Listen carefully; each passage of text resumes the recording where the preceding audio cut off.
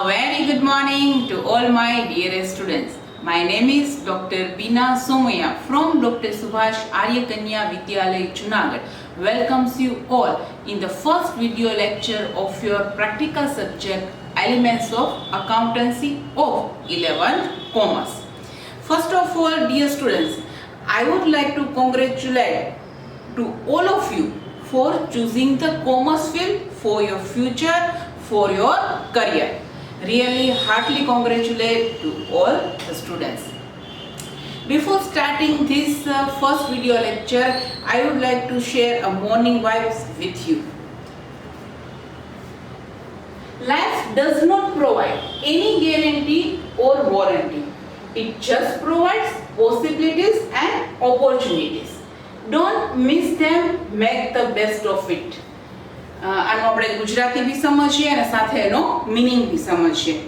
સૌથી પહેલા ગેરંટી અને વોરંટી એનો મીનિંગ થાય બાંહેધરી અથવા તો ખાતરી.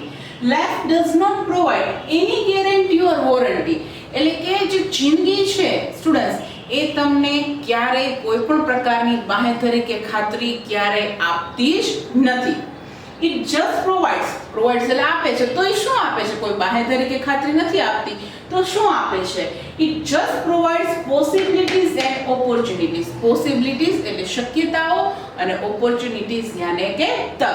એટલે જિંદગી છે એ આપણને શું આપે છે? તો કે ફક્ત આપણને શક્યતાઓ આપે છે અને તક આપે છે.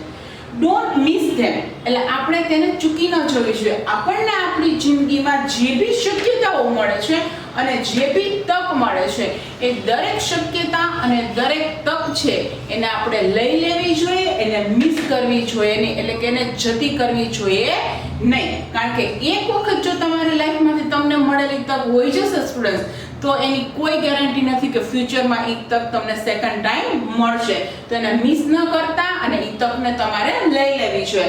Make the best of it એટલે કે બેસ્ટ એટલે કે તમને જે તક મળેલી છે એનો તમારે બેસ્ટ એટલે કે પૂરેપૂરો એનો ઉપયોગ કરી લેવો જોઈએ. શા માટે એવું કરવું જોઈએ? કારણ કે જો તમને તમારી લાઈફમાં મળેલી જે તક છે એ તકનો તમે બેસ્ટ યુઝ કરી લેશો તો જ તમારે જે સફળતાના શિખરો સર કરવા છે એ તમે કરી શકશો. સો opportunity and possibility, these two things are really important in your life. Otherwise life is not giving any kind of guarantee or warranty. You must have concentrate on these two things.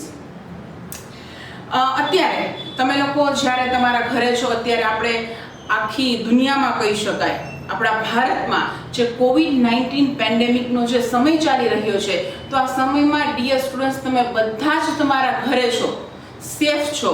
તો આ સમય દરમિયાન આપણી school doctor Subhash આર્ય કન્યા વિદ્યાલયે તમારું જે education છે એ disturb ન થાય એના માટે વિડિયો લેક્ચર દ્વારા તમને અભ્યાસ કરવાનું શરૂ કરવામાં આવેલું છે.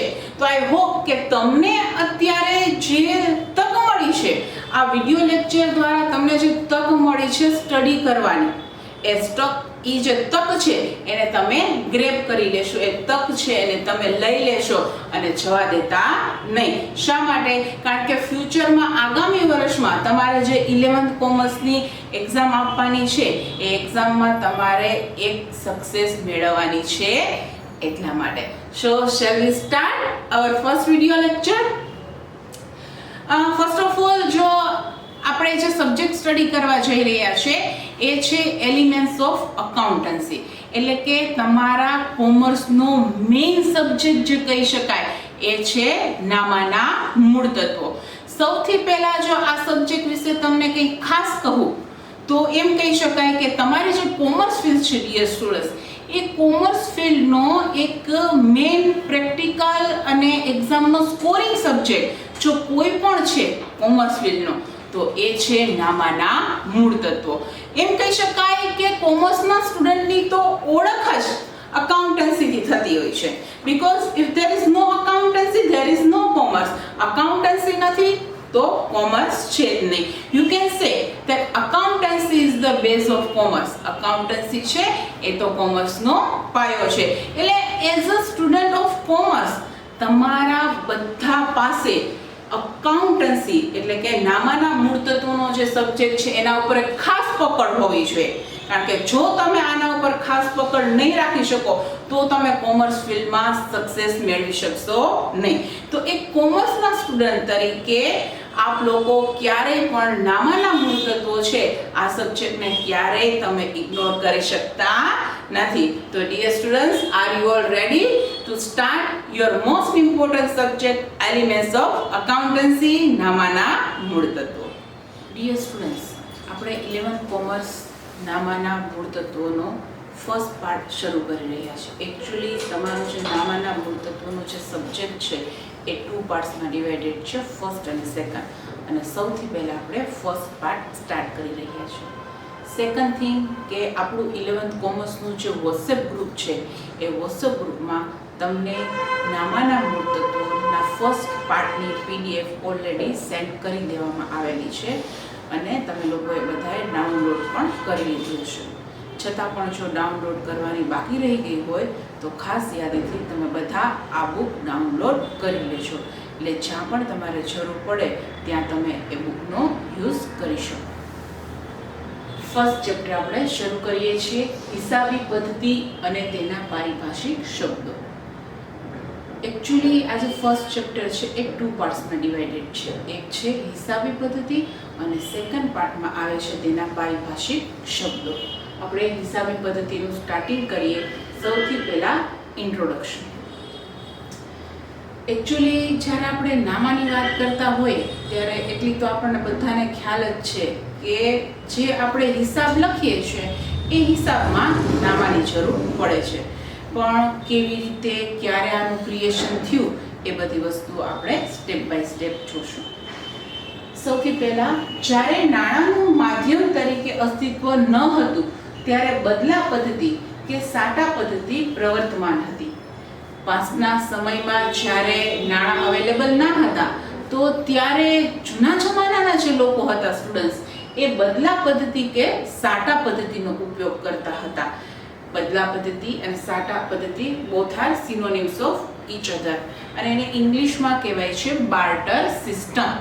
તો સૌથી પહેલા આપણે આ સમજીએ કે આ શું હતી બદલા પદ્ધતિ અથવા તો સાટા પદ્ધતિ. આપણે એક એક્ઝામ્પલ દ્વારા જોઈએ તો કે એક વ્યક્તિ પાસે ઘઉં છે અને બીજી વ્યક્તિ પાસે કાપડ છે. એને ઘઉં જેની પાસે છે એને ઘઉં આપવા છે અને કાપડ જોઈએ છે. તો એક વ્યક્તિ જે છે એની પાસે 10 કિલો ઘઉં છે અને સામેવાળી વ્યક્તિ છે એની પાસે 5 મીટર કાપડ છે. તો પેલી વ્યક્તિ છે એ 10 કિલો ઘઉં છે એ સામેવાળી વ્યક્તિને આપી દેશે અને સામેવાળી વ્યક્તિ છે એ 5 મીટર કાપડ છે એ આ પેલી વ્યક્તિને આપી દેશે.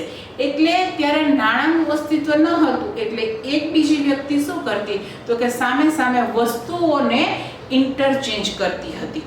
તો આ રીતે ઘઉંનું અને કાપડનું બેયનું ઇન્ટરચેન્જ થાય છે, બેયની અદલા બદલી થાય છે. એટલે સ્ટુડન્ટ્સ, અહીંયા વસ્તુની અદલા બદલી થઈ છે. તો આ જે વસ્તુની અદલા બદલી કરવાની જે સિસ્ટમ હતી જૂના જમાનામાં એને કહેવામાં આવે છે બદલા પદ્ધતિ અથવા તો સાટા પદ્ધતિ. પણ એની એક મર્યાદા હતી.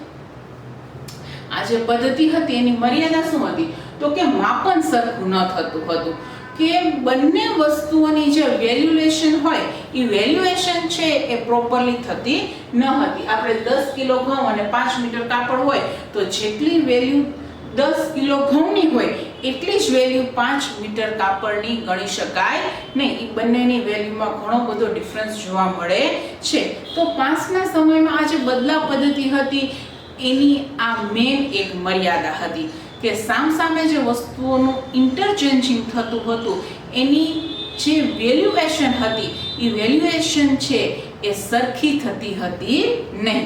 એના કારણે શું થયું તો કે પછી અત્યારે ધીમે ધીમે એ પાસનો સમય વીતતો ગયો તેમ તેમ આ મર્યાદા જે છે એ ખૂબ મોટું સ્વરૂપ લઈ લીધું અને એને કારણે ઇન્ટરચેન્જ કરવામાં પાસના સમયમાં બહુ ઇસ્યુ થતા હતા, પ્રોબ્લેમ્સ આવતા હતા અને એને કારણે જ નાણાંની શોધ થઈ.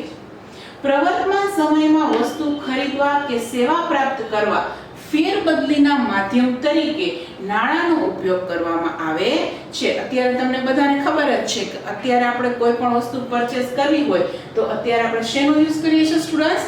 નાણાંનો ઉપયોગ કરીએ છીએ, કારણ કે હવે આપણી પાસે નાણું અવેલેબલ છે. આપણે કોઈ પણ વસ્તુ ખરીદવી હોય તો એનું વેલ્યુએશન જે છે એનું માપન નાણાંમાં કરવામાં આવે છે. And it's a perfect measurement. એટલે પાસ્ટના સમયમાં જે આ મર્યાદા હતી કે મેઝરમેન્ટ સામસામી વસ્તુઓના મેઝરમેન્ટ પ્રોપરલી ન થતા હતા અને એને કારણે બદલા પદ્ધતિ જે છે એમાં બહુ પ્રોબ્લેમ ઊભા થયા હતા. તો એનું સોલ્યુશન મળી ગયું. કેવી રીતે મળ્યું? કે નાણાંની શોધ થઈ, એનાથી મળ્યું. નાણાંની શોધ દ્વારા દરેક વસ્તુનું વેલ્યુએશન છે એ અત્યારે પરફેક્ટલી થઈ શકે છે. નાણું કેને કહી શકાય? કઈ કઈ વસ્તુ છે એને નાણાંમાં ઇન્ક્લુડ કરી શકાય? તો કે સિક્કાઓ. આપણે 1 ના 2 ના 5 ના બધા 10 ના જે સિક્કાઓ છે એ, પેપર ચલણ એટલે કે જે કરન્સી નોટ્સ આપણે યુઝ કરીએ છીએ, 100, 200, 1000ની જે કરન્સી નોટ્સ યુઝ કરીએ છીએ that is called પેપર ચલણ. અને થર્ડ આવે છે પ્લાસ્ટિક ચલણ. અત્યારે તો સ્ટુડન્ટ્સ આનું પણ ચલણ છે ખૂબ વધી ગયું છે, પ્લાસ્ટિક ચલણ. એટલે કે એટીએમ કાર્ડ છે, ક્રેડિટ કાર્ડ છે, આ બધા ડેબિટ કાર્ડ્સ છે, વિઝા કાર્ડ છે કે જેના દ્વારા આપણે પેમેન્ટ કરી શકીએ છીએ અને વસ્તુઓ ખરીદી શકીએ છીએ. તો આ ત્રણેય વસ્તુ જે છે આ ત્રણેયને નાણું કહેવામાં આવે છે. સિક્કાઓ, પેપર ચલણ અને પ્લાસ્ટિક ચલણ, આ ત્રણેય વસ્તુનો સમાવેશ નાણાંની અંદર કરવામાં આવે છે. નેક્સ્ટ, જે વ્યવસ્થામાં નાણાંનો માધ્યમ તરીકે ઉપયોગ થાય છે તેને નાણાકીય વ્યવસ્થા કહે છે. એટલે હવે તમને ખ્યાલ જ છે કે અત્યારે આપણે જે માર્કેટમાં રહીએ છીએ તો અત્યારે આપણી જે માર્કેટ છે, આપણું જે વર્લ્ડ છે, અત્યારે આપણે નાણાંનો જ ઉપયોગ કરીએ છીએ. કોઈ પણ વસ્તુ ખરીદવી હોય કે કોઈ પણ સેવા ખરીદવી હોય, આપણે સામે એને નાણું જ આપીએ છીએ. તો અત્યારની જે અર્થવ્યવસ્થા છે કે જેમાં નાણાંનો ઉપયોગ થાય છે વસ્તુ ખરીદવા માટે કે સેવા ખરીદવા માટે, તો આ જે અર્થવ્યવસ્થા છે એને નાણાકીય અર્થવ્યવસ્થા કહેવામાં આવે છે. અને નાણાકીય અર્થવ્યવસ્થા એને ઇંગ્લિશમાં કહેવાય છે મોનેટરી ઇકોનોમી. એટલે અત્યારની જે સિસ્ટમ છે, અત્યારની જે ઇકોનોમી છે એને મોનેટરી ઇકોનોમી કહેવામાં આવે છે. એટલે કે ગુજરાતીમાં નાણાકીય અર્થવ્યવસ્થા કહેવામાં આવે છે.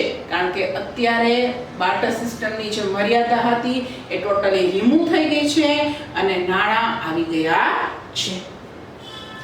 નેક્સ્ટ, આર્થિક વ્યવહાર.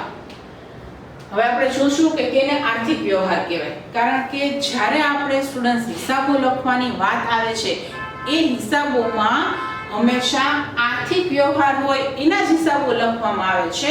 બિન આર્થિક વ્યવહારો એમાં નોંધાતા નથી. તો આપણે આર્થિક વ્યવહાર અને બિન આર્થિક વ્યવહાર આ બંને વિશે સમજીએ. સૌથી પહેલા આર્થિક વ્યવહાર. ધંધાના જે વ્યવહારોનું નાણાંમાં મૂલ્ય આપી શકાય તેવા વ્યવહારોને ધંધાકીય દ્રષ્ટિએ આર્થિક વ્યવહાર કહે છે. એટલે કે એવા વ્યવહારો કે જેનું મૂલ્ય જે છે એને નાણાંમાં આંકી શકાતું હોય એને જ આર્થિક વ્યવહાર કહેવાય છે. જેમ કે મારે આ માર્કર છે એ પરચેસ કરવી હોય, બુક સ્ટોરે જઈ અને આ માર્કર પરચેસ કરવા ઈચ્છું છું તો એ મારી પાસેથી 30 રૂપીસ ચાર્જ કરે છે. તો હું આ માર્કર એ બુક સ્ટોરમાંથી લઈ આવીશ અને એને બુક સ્ટોર વાળા ભાઈને હું 30 રૂપીસ આપીશ. એટલે આ માર્કર છે એનું મૂલ્ય નાણાંમાં નક્કી થયું. કેટલું મૂલ્ય નક્કી થયું? 30 રૂપીસ. તો આ જે વ્યવહાર બન્યો, મેં જે માર્કર ખરીદી અને એમને મેં જે 30 રૂપીસ આપ્યા, તો આને કહેવાય આર્થિક વ્યવહાર. શા માટે? કારણ કે આ માર્કરનું મૂલ્ય છે એ નાણાંમાં માપી શકાય છે એટલા માટે. હવે જે આર્થિક વ્યવહાર છે એ 2 પાર્ટ્સમાં ડિવાઇડેડ છે. એક છે રોકડ અને એક છે શાક. શાકને તમે ઉધાર વ્યવહાર પણ કહી શકો છો. સૌથી પહેલા આપણે રોકડ વ્યવહારની અન્ડરસ્ટેન્ડિંગ મેળવીએ. તો કે નાણાંની જ્યારે તુરંત ચૂકવણી કરી દેવામાં આવે, હું સપોઝ 1 કલાક પહેલા જ બુક સ્ટોર પર ગઈ હોય, બરાબર છે, અને બુક સેલરને પાસેથી મેં આ 30 રૂપીસની માર્કર પરચેસ કરી અને ત્યારે જ મેં 30 રૂપીસ આપી દીધા છે, તો એને કહેવાશે રોકડ વ્યવહાર. કારણ કે હું જ્યારે ટ્રાન્ઝેક્શન કરું છું, હું જ્યારે કોઈ બી વસ્તુ પરચેસ કરું છું, તો એ જ સમયે હું એમનું પેમેન્ટ કરી આપું છું. તો મેં એ પેમેન્ટ ત્યારે જ કરેલું છે, ધેટ્સ વાય એને કેશ ટ્રાન્ઝેક્શન કહેવામાં આવશે, એટલે કે રોકડ વ્યવહાર કહેવામાં આવશે. સેકન્ડ આવે છે શાખનો વ્યવહાર. તો શાખનો વ્યવહાર કેને કહી શકાય? તો કે નાણાંની ભવિષ્યમાં ચૂકવણી. હવે સપોઝ 1 કલાક પહેલા હું બુક સ્ટોર વાળા ભાઈ પાસે, બુક સેલર પાસે હું ત્યાં માર્કર પરચેસ કરવા ગઈ, પણ મેં એમને ત્યારે પૈસા આપ્યા નથી. જે 30 રૂપીસની માર્કર જે છે એ મેં ત્યારે આપ્યા નથી, અને મેં એમ કીધું છે કે હું આના જે પૈસા છે એ આવતીકાલે અથવા તો 1 વીક પછી આપીશ, તમે મારા ખાતામાં નોટ ડાઉન કરી લેજો. તો એ વ્યવહાર કેવો બન્યો ડિયર સ્ટુડન્ટ? એને કહેવાય શાખનો વ્યવહાર. શા માટે? કારણ કે આજે મેં 1 કલાક પહેલા જે માર્કર ખરીદેલી છે એની ચૂકવણી હું ત્યારે નથી કરતી, પરંતુ એની ચૂકવણી હું ભવિષ્યમાં કરવાની છું. પછી હું આવતીકાલે કરું, 1 વીક બાદ કરું કે 1 મંથ બાદ કરું, પણ એની ચૂકવણી હું ભવિષ્યમાં કરીશ. એટલે એને કહેવાશે શાખનો વ્યવહાર. ઇટ મીન્સ કે જ્યારે તમે કોઈ પણ વસ્તુ ખરીદો છો અને નાણાંની ચૂકવણી કરવાનું પ્રોમિસ ભવિષ્યમાં આપો છો, એને શાખનો વ્યવહાર કહેવામાં આવે છે. That is called credit transaction. But આ વસ્તુ યાદ રાખજો કે રોકડ વ્યવહાર છે કે શાખનો વ્યવહાર છે, એ બંને વ્યવહાર છે એમાં નાણાં તો છે જ, પછી તમે અત્યારે ચૂકવો છો કે ફ્યુચરમાં ચૂકવો છો, એટલે આ બંને વ્યવહારને આર્થિક વ્યવહાર કહેવામાં આવે છે. સેકન્ડ આવે છે બિન આર્થિક વ્યવહાર. આર્થિક વ્યવહાર વિશે આપણે સંપૂર્ણ માહિતી મેળવી લીધી. હવે આપણે સમજીએ કે કેને કહેવાય છે બિન આર્થિક વ્યવહાર. તો કે બિન આર્થિક વ્યવહારો એટલે એવા વ્યવહારો જેમનું નાણાંમાં મૂલ્ય માપી શકાતું નથી. એવા જે વ્યવહારો કે જેને નાણાંમાં કન્સિડર નથી કરી શકાતા, એ બધા જ વ્યવહારોને બિન આર્થિક વ્યવહારો કહેવામાં આવે છે. ફોર એક્ઝામ્પલ, હું ઘરે મારો જે નાનો ભાઈ છે એને હું સ્ટડી કરાવું છું, તો એને જે હું મારા નાના ભાઈને જે હું ઘરે સ્ટડી કરાવું છું, તો એના બદલે હું એની પાસેથી કોઈ ફીસ ચાર્જ કરતી નથી. મને મારા નાના ભાઈ પ્રત્યે પ્રેમ છે, લાગણી છે, અને એ હિસાબે હું મારા નાના ભાઈને ભણાવી રહી છું. એના બદલામાં હું એમની પાસે નાણાં લેતી નથી, એમની પાસે ફીસ લેતી નથી. તો એવા જે બધા વ્યવહારો જે પ્રેમ અને લાગણીના કારણે થાય છે, તો આવા બધા વ્યવહારોને બિન આર્થિક વ્યવહારો કહેવામાં આવે છે.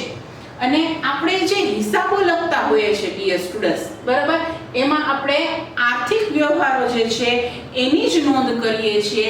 બિનાર્થિક વ્યવહારો છે એની નોંધ ક્યારેય આપણે હિસાબો લખતી સમયે કરતા નથી. શા માટે?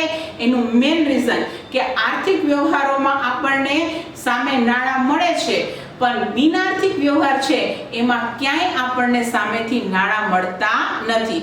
નથી આપણને નાણાં મળતા, નથી આપણે નાણાં ચૂકવતા. એટલે નાણાંનો સમાવેશ બિનાર્થિક વ્યવહારોમાં ક્યાંય જોવા મળશે નહીં. ધેટ્સ વાય બિનાર્થિક વ્યવહારોની કોઈ પણ નોંધ જ્યારે આપણે હિસાબો લખતા હોય ત્યારે કરવાની થતી હોતી નથી. આઈ થિંક તમને બધાને આર્થિક વ્યવહારો કેને કહેવાય અને બિનાર્થિક વ્યવહારો કેને કહેવાય એની પ્રોપરલી અન્ડરસ્ટેન્ડિંગ મળી ગઈ છે. વ્યવહારો બદલા પદ્ધતિના હોય કે નાણાકીય અર્થવ્યવસ્થાના હોય, પણ તેના હિસાબો રાખવાની જરૂરિયાત ઊભી થાય છે. બદલા પદ્ધતિમાં એ વસ્તુ બરોબર છે કે એની એક મર્યાદા હતી, પણ તેમાં પણ હિસાબો રાખવા પડતા હતા. અને અત્યારે જે નાણાકીય અર્થવ્યવસ્થા જે કન્ટિન્યુ છે એમાં પણ હિસાબો તો રાખવા પડે છે. હવે હિસાબો કેને કહી શકાય? હિસાબો એટલે સામાન્ય ભાષામાં આવક જાવક તેમજ ઉપજ ખર્ચ અંગેની નોંધ. આપણે વસ્તુ આવતી હોય છે, પૈસા ભી આવતા હોય છે, એવી રીતે વસ્તુ જતી પણ હોય છે અને પૈસા પણ જતા હોય છે. તો એવી રીતે ઘણી બધી વસ્તુ પૈસાની આવક હોય અને વસ્તુ અને પૈસાની જાવક પણ હોય. આપણને ઉપજ પણ થતી હોય છે અને ખર્ચ પણ થતો હોય છે, કારણ કે આપણી આવક છે ઉપજ છે અને આપણે જે ચૂકવણી કરીએ છીએ આપણો ખર્ચ છે. તો આવી રીતે સપોઝ આપણે કોઈ પણ બિઝનેસ ચલાવીએ છીએ તો એ બિઝનેસ માટે આપણને કેટલી આવક થઈ અથવા તો કેટલી ઉપજ થઈ અથવા તો કેટલી જાવક થઈ અને કેટલો ખર્ચ થઈ એની નોંધ આપણે રાખવી જ પડે. જો એની નોંધ રાખશું તો જ આપણને ખબર પડશે કે એક વર્ષના અંતે આપણને કેટલી આવક છે અને આપણને કેટલી જાવક છે. ઇન શોર્ટ, આપણને ધંધામાં નફો થયો છે કે નુકસાન થયું છે. આવી ઘણી બધી વસ્તુઓ આપણે યરના એન્ડમાં ચકાસવાની હોય છે અને એ વસ્તુ ચકાસવા માટે આપણે હિસાબો રાખવા જરૂરી હોય છે. ડિયર સ્ટુડન્ટ્સ, બોર્ડ ઉપર તમને ઇન્ટ્રોડક્શન ને રિલેટેડ ઘણી બધી વસ્તુઓ દેખાઈ રહી છે. આ બધી જ વસ્તુઓ છે એ તમારે તમારી નોટબુકમાં નોટ ડાઉન કરવાની રહેશે.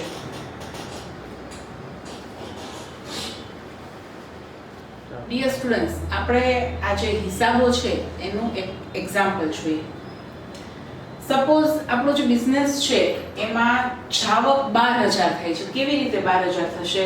તો કે આપણે જે બિઝનેસ કરીએ છીએ એમાં સપોઝ આપણે 10,000 રૂપીસની માલની ખરીદી કરીએ છીએ, એટલે કે 10,000 રૂપિયાનો આપણે માલની ખરીદી કરી અને એ માલ આપણા બિઝનેસ પ્લેસ ઉપર લઈ આવવા માટે 2,000 રૂપીસ છે એ વાહન ભાડું થાય છે. 10,000 નો માલ અને 2,000 એ માલનું વાહન ભાડું, એટલે ટોટલ 12,000 રૂપિયા થાય છે. માલની ખરીદી કરી એના માટે આપણે 12,000 રૂપિયાનું પેમેન્ટ કરીએ છીએ. હવે સામે આપણે આવકની વાત કરીએ તો આ જે 12,000 રૂપિયાનો માલ છે એ આપણે 15,000 રૂપિયામાં વેચીએ છીએ. તો આપણે 15,000 રૂપિયામાં માલનું વેચાણ કરીએ છીએ સ્ટુડન્ટ્સ, એટલે આપણી પાસે આવક કેટલી થઈ? 15,000 રૂપિયા.